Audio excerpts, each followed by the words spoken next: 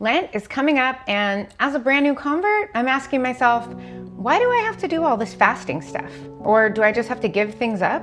Is this some kind of like Catholic boot camp? What did I sign up for? So it turns out fasting isn't just some weird tradition that is going on for centuries. It really does have a bigger purpose. Lent isn't about depriving yourself of chocolate or social media. It's actually about preparing your heart for Easter.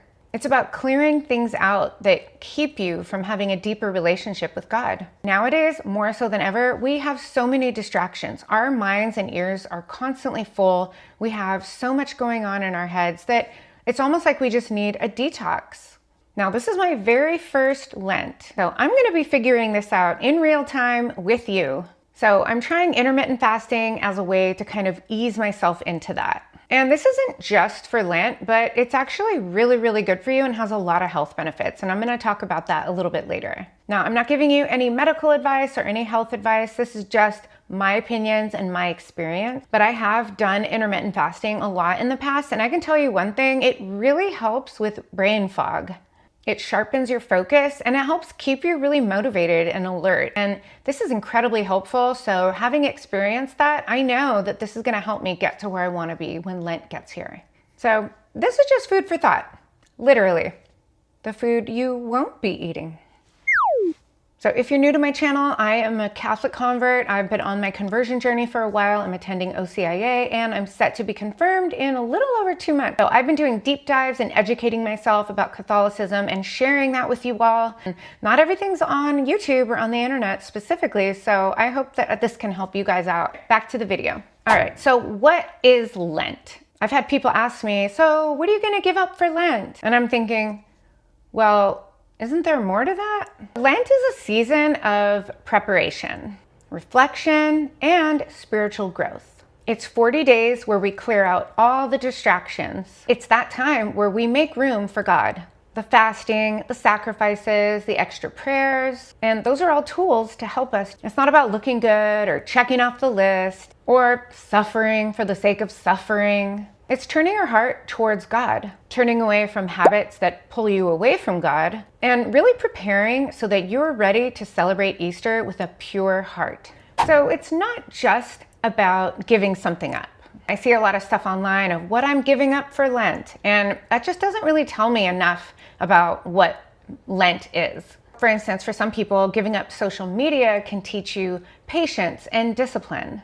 Or giving up chocolate so that it reminds you that you don't need to just be satisfied by some small little delicious snack. Yes, giving something up is traditional, but that's not the exact point of it. It's really about what Lent teaches you as a whole. So it's not just the act itself, it's more about the heart behind it. So yes, even small things count. Lent is about forming good habits that help you stay close to God.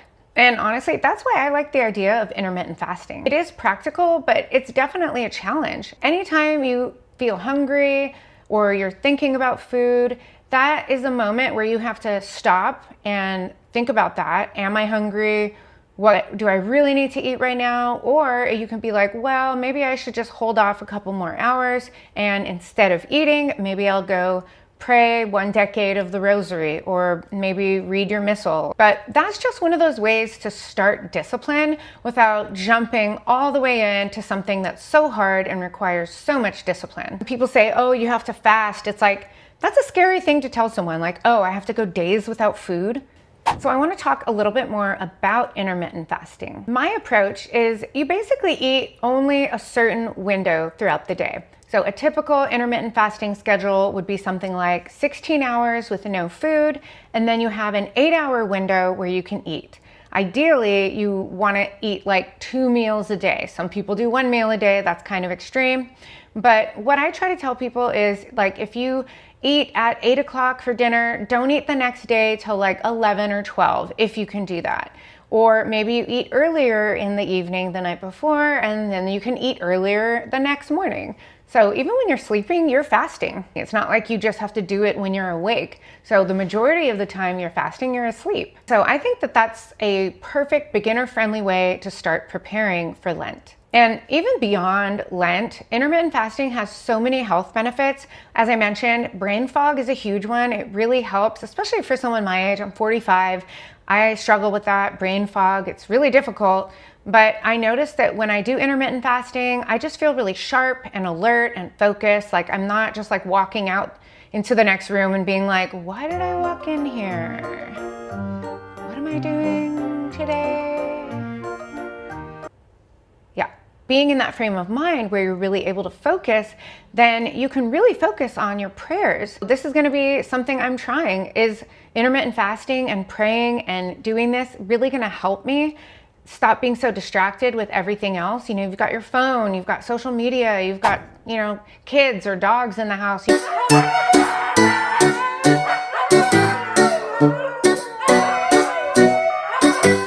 know, there's just distractions everywhere. So being able to be mentally sharp is so important. And this is the perfect way to get yourself prepped for that. Now, again, I'm not giving out medical advice, but I have tried this in the past. And when I do it, I actually sleep better, I lose weight, which is wonderful. And once you start doing this regularly, I usually do this like a few times a week. There's all different ways that people do this, but I just noticed that my appetite just naturally reduces. The first few days may be a little bit challenging, but if you just kind of keep at it, and you could even start doing like a 14-hour fast. But the point is that you're learning structure. You're saying, I'm not gonna eat after this time, and this is when I can eat. Or I'm only gonna eat one meal today. So if you look into the word autophagy, this is something that's really, really good for you. It's basically where it's repairing cells in your body. I can't explain it the perfect way. You can Google this and look it up. But after you've been fasting, any time over 16 hours, like 17 hours or more, your body immediately is in fat burning mode. Your body starts using fat for energy instead of glucose. What happens is your cells are starting to regenerate. It's getting rid of all those bad cells and creating new ones. I've even done something where I got to a 60-hour fast once. I was trying to do a 3-day fast, 72 hours, and that was a little hard for me. But I'll tell you this, I was shocked that I had gone 60 hours. I'm not kidding. I actually wasn't hungry, but just for the sake of not pushing myself too hard, I went ahead and started eating.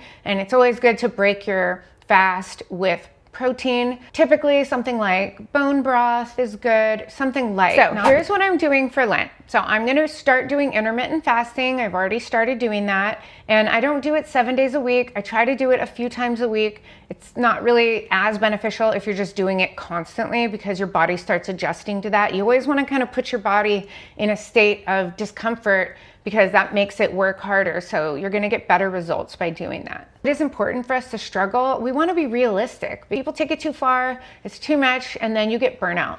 So it's really good to just kind of build up into that so that you know you're not gonna fail. I'm gonna use that time that I am fasting to praying the rosary, studying scripture. I'm gonna try to incorporate that into my daily routine. I'm gonna be participating in that as a new Catholic convert. And keep in mind, I'm not even confirmed yet. And for any of you who are going through OCIA, this is a great learning opportunity. So I do encourage you, even if you're not confirmed, to still partake in this very special time of year. When it comes to fasting, it's important to learn what it really means. It's not just about health. It's not just about challenges, but it's about creating space in your mind for God and getting out those needs. What can you do without that you actually need? You know, that will actually be a challenge that will redirect your thoughts back to God. I really want to know what you guys think. For those of you who are Catholics or new to Catholicism, tell me in the comments what you're doing for Lent and why. Do you have any suggestions, advice for people who are new? I would love to hear that down below. And if you like this video, please like and subscribe to my channel if you've watched any of my other videos and you think I'm cool. So I hope that helped, and I'll see you next time.